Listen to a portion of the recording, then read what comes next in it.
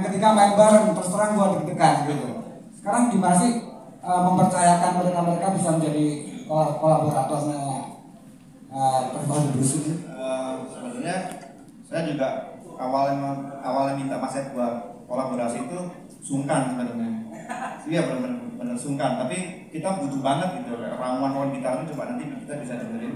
Nanti Mas Ed ikut main. Itu kita butuh satu instrumen apa nih yang bisa merobek gitu.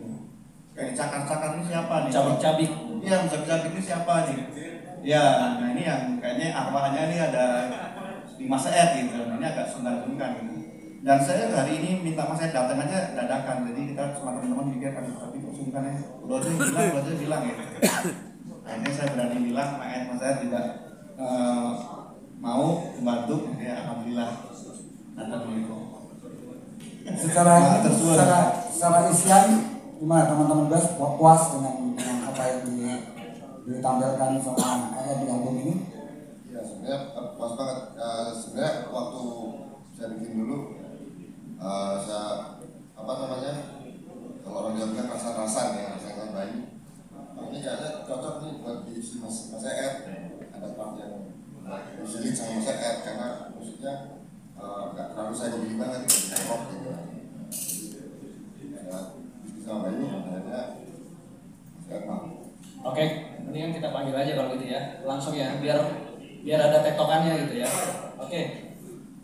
Kita panggilkan Mas Ed Syahrani dan Mas Ari Padi. Ini tadi udah cerita menarik, katanya mau ngajak Ed untuk kolaborasi itu deg-degan juga, sempat nggak kayak nggak ada kesampaian gitu. Ed pertama kali diajak kolaborasi pastinya dengan lagunya dulu kan. Dan saya tahu ngajak kolaborasi atau ngisi gitar tuh buat saya ini bukan hal yang gampang, tapi ini boleh ceritakan gimana awalnya sehingga tertarik untuk ngisi kolaborasi di album keempat ini. Terus terang gue juga waktu itu awalnya agak bingung. Ini band maksudnya minta gue untuk ngisi lagu ini bisa match apa enggak ya gitu. Tapi gue pikir dia unik juga sih. Dan gue coba masukin part itu mereka tidak keberatan. Jadi hitung-hitung psychobilly dengan heavy metal. Ada kira-kira kayak gitu lah. Ya gue pikir seru-seru aja sih. Gak ada masalah ya? Gak ada masalah. Dan memang mereka pantas to be different gitu. Jadi gue pikir ya gue coba lakukan yang terbaik saat. Tapi gue dapat bocoran katanya isinya sebenarnya udah lama ya. Lumayan zaman pandemi ya. Oh zaman pandemi. Oh, oke. Zaman pandemi. Jadi gue tahu waktu itu isinya juga. Isinya pakai masker. Oke, jadi Mas Ed ini ngisi di lagu Devil Inside ya. Devil Inside. Cuma satu lagu ya. Oh, sesuai bayaran. Enggak. Kalau Mas Ari mungkin kenapa ceritanya bisa kita di sini? Jadi ceritanya awalnya tahun lalu ya, POB ngasih proposal lah untuk pendanaan. Ya memberi info bahwa akan tur di Eropa ya. Dan awalnya saya nggak tahu juga gitu psychobilly ini, dan akhirnya tahu dan saya pikir wah ini harus disupport nih, makanya Homer Indonesia brand gitar lokal ini ngasih gitar lah ke itu gitarnya yang merah itu awalnya perkenalannya. Okay. Terus dari Instagram saya tahu mereka lagi bikin album kemarin ini gitu.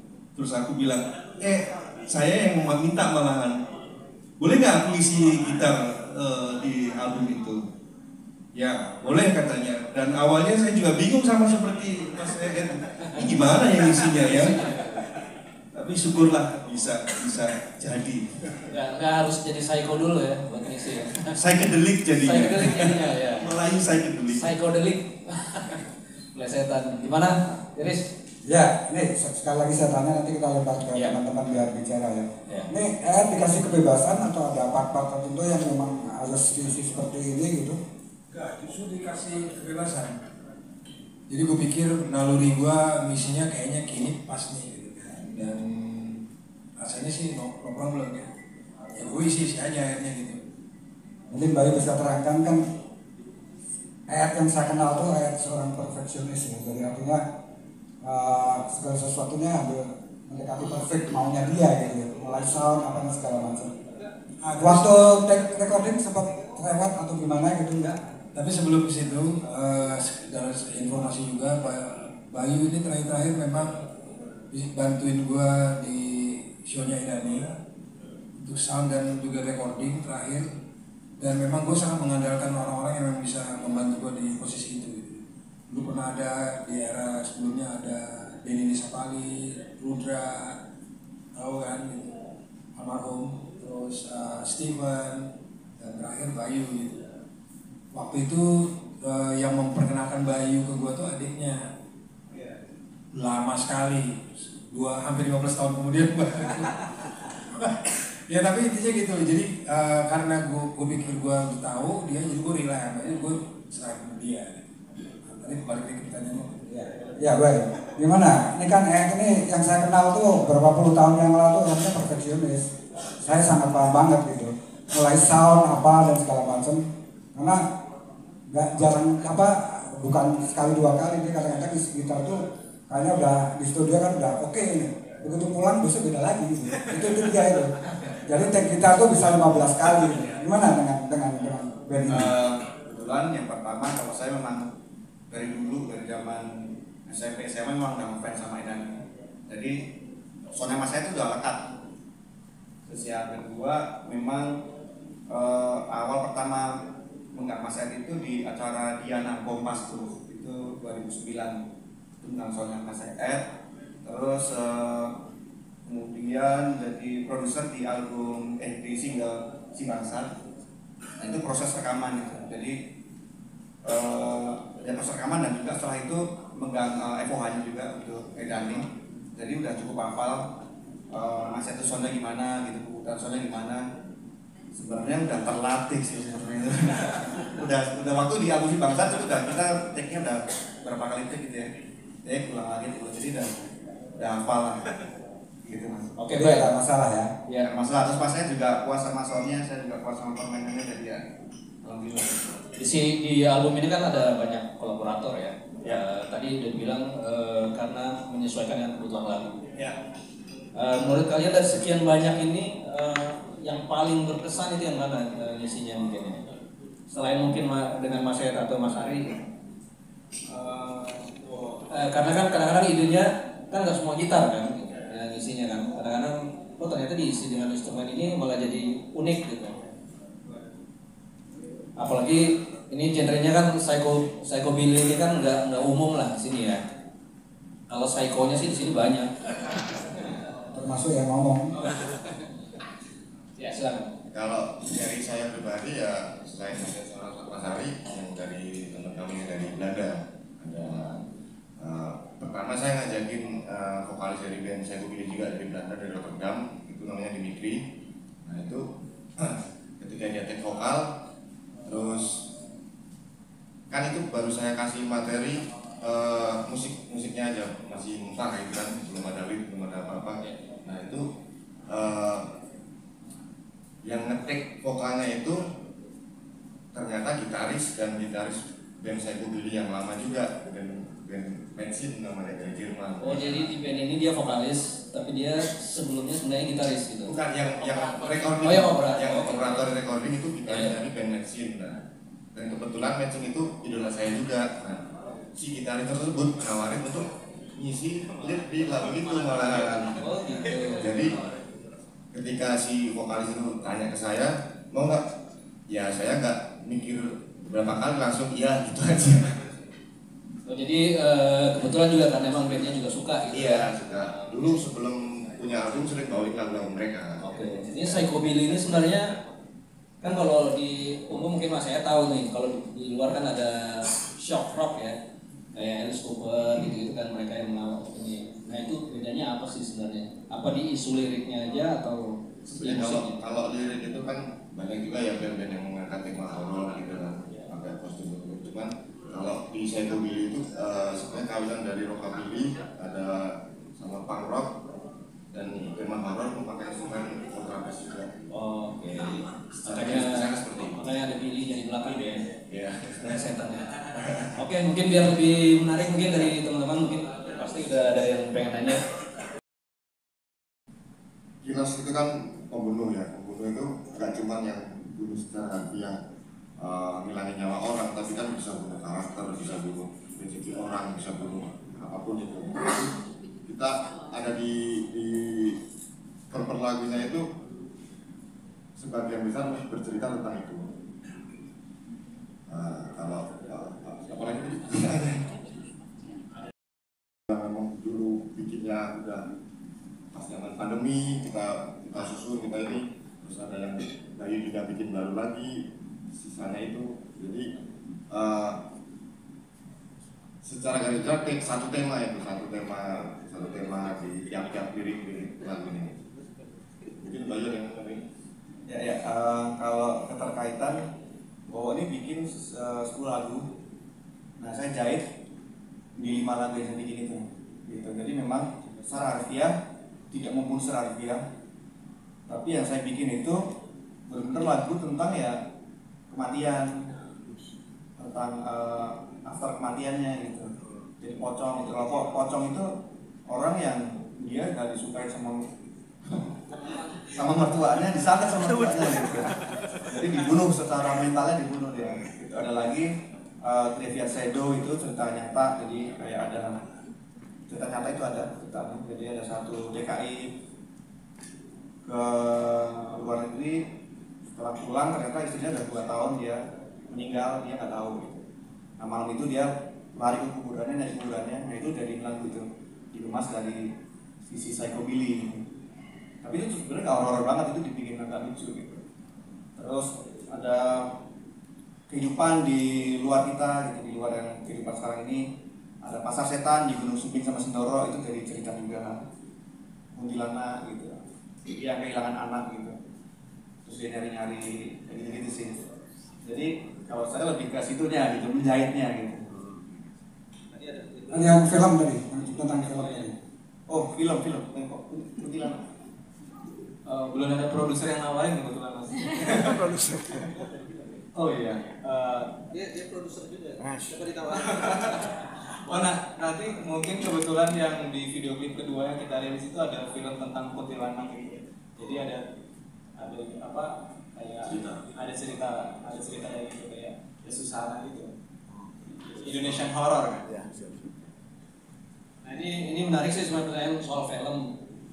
Kenapa sih nggak ditawarin ke production house misalnya untuk salah satu lagu mungkin difilmkan yang horror gitu kan?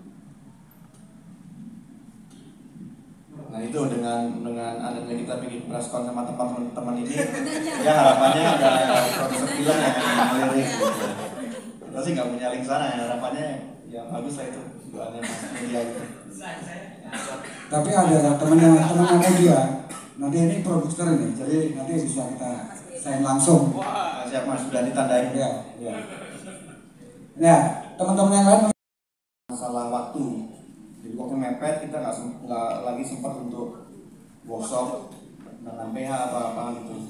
Yang kedua memang ngirit budget ya. Nah kan kebetulan memang saya director video klip juga. Tapi di album yang Zombie ini kita dibantu sama Delu Uye. Jadi sutradaranya 2. Jadi yang story-nya yang banyak di Ubud di Bali itu dari Delu. Jadi kita kerjain 2. Dan kenapa kita kerja sendiri? Karena di Greenland sendiri juga punya satu unit production house.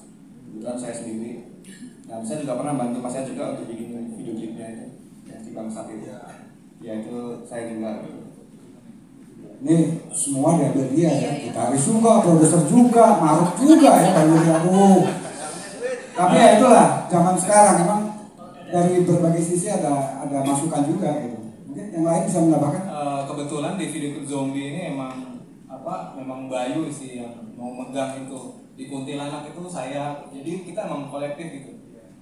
Terus ada beberapa juga kita kerjasama dengan sutradara di Jogja, anak teater di situ. Nah kita memang kerja kolektif gitu sih. kebetulan Bayu ini multi talented. Ya gitu sih Mas. Oke, mungkin teman yang lain. Album mereka ini dibikin secara live dan saya dengerin awalnya, waduh rapi banget ini live tapi rapi banget. Udah gitarnya itu tight banget, bassnya apalagi pakai bass betok itu tight banget sampai saya bingung isinya gitu. Hebat banget ya. Pertanyaannya, kenapa bikin rekaman live? Apakah dari album pertama sudah live atau mau ngirit budget sekali lagi? Kenapa? Dari media mana? Jadi kalau yang pertama banget memang saya pribadi sebagai produser pengen live karena saya sendiri ini kangen dengan unsur live itu Mas. Dengan moodnya, dengan energinya gitu, saya sendiri kangen. Jadi saya kalau produserin band untuk live bukan ragu tapi kayak males gitu, karena pasti ngabisin waktu banyak gitu. Nah coba deh buat band sendiri gitu.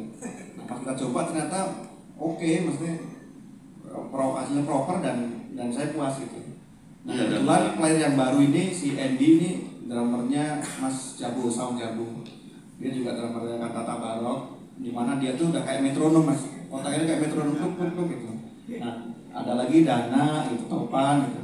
Nah ini lulusan sekolah musik, jadi memang orang-orang musikal, jadi enak diajak buat kebutuhan produksi gitu, enak gitu. Dibawa namanya. Dan lagu yang di Devil Inside itu yang sama Mas Ed justru malah yang jadi guide linknya Mas Ed lagu kita lah ya, karena kan udah direkam sebelumnya, jadi guide.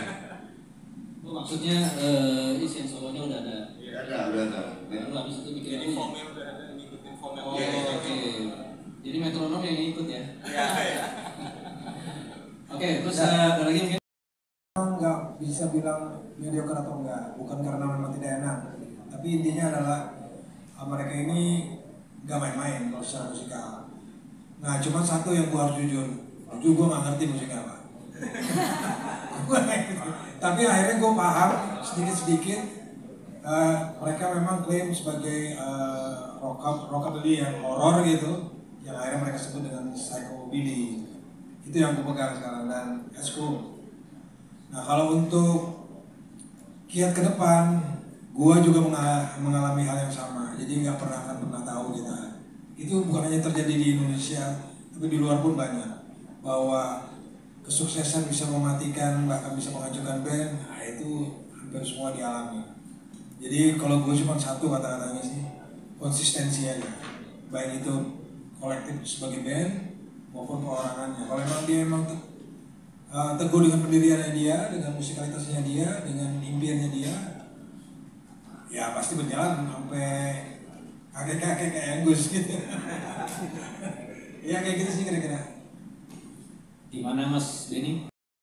Ya kalau saya pribadi sih ada prinsip ya, yang penting kita terus berkarya aja, maksudnya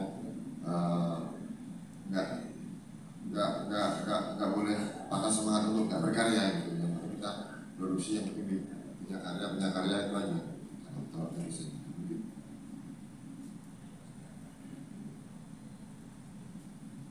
Kalau untuk konsistensi, sebenarnya PUB ini sudah membuktikan ini band ini berdiri tahun 2007 ya. Itu waktu itu saya masih SMP juga nonton juga. Ya kan paling muda. Sama kita berarti. Itu masih SMP terus sampai sekarang masih bikin lagu pun dan masih tour, itu menurutku udah bukti konsisten dari Mas Bowo dan PUB ini ya. Nanti tinggal ke depannya dengan personil yang baru ini kita lebih solid secara materi, secara musikal, secara produksi juga timnya lebih komplit. Kalau untuk apa ya? Ya karena musik ini pilihan hidup kami Mas. Kalau pekerjaan kan bisa yang lain ya. Kayak Dana tuh dia jualan ini gitu. Saya juga sama saya. Tapi kalau band-bandan ini ya emang pilihan hidup kami gitu. Ini Mas. Ini dari teman. Lebih bahasanya nggak semua orang itu bisa berani ngeband. Band itu urusan mental kalau menurut saya. Karena urusannya udah hidup mati, keluarga, rumah tangga dan lain-lain gitu. Jadi apalagi dibandingkan, jadi kayak saya termasuk baru di band ini, jadi ngelihat konsistensi POD dari awal, karena saya juga udah kenal Bo dari 2008 kalau nggak salah itu, dia tetap bisa pegang teguh sampai sekarang gitu loh. Jadi ya tetap salut lah, dan saya pun juga nggak tahu akhirnya aku juga. Masih baru kan, apa yang terjadi sih dengan formasi sebelumnya gitu kan? Apakah mereka korban-korban konsistensi gitu? Jadi nggak kuat untuk lanjut atau gimana? Gitu? Ya salah satunya. Salah satunya itu ya, asap dapur ini berkurang ya? Ya nggak ngebul mas. Mereka tertariknya karena kayak mereka tuh kaget, oh ternyata dari Indonesia tuh juga ada band Psychobilly gitu. Jadi dulu waktu tahun 2015, yaitu waktu zaman masih belum media sosial, masih belum seperti sekarang, kita kirim-kirim email gitu, yaitu diskusi soal Psychobilly di Indonesia seperti apa ini, terus jadi mereka tertarik untuk pengen lihat kita di festival mereka gitu. Itu awalnya dari situ. Jadi itu kan kalau lihat tanggalnya tahunnya 2016, terus 2018, Iya. terus kepotong pandemi ya. Harusnya tahun 2020 terus pandemi, jadi 2024 terakhir ya. Itu kan berarti kan dipanggil terus ya. Iya. Berarti selalu peminatnya selalu ada gitu. Tahun ini ada 3 festival. Tapi ngomong-ngomong sorry ya masih udah tambahin. Ada beberapa band Indonesia yang tur ke luar negeri juga, tapi kan pakai biaya sendiri. Atau mereka apply ke beberapa festival gitu. Nah, kalau POD ini kan pertanyaan gua dibayar apa enggak sih, atau ke sana dengan biaya sendiri dan apply juga, atau di sana emang diundang dan dibayar gitu. Kalau kayak sebelumnya tahun kita rata-rata dibayar sih mas. Kalau rata-rata dibayar dan ada yang apply juga, dan kita apply pun juga dibayar gitu dari sana. Karena kita sudah dapat satu festival, terus kan kalau summer biasanya kan banyak festival di Eropa. Kita mumpung sampai sana, kita sekalian aja dari beberapa festival kita apply yang lain gitu. Kita sekali jalan dulu. Ini ada lagi. Mungkin ada lagi yang ingin tanya. Ini Ajis. Oke. Jeko.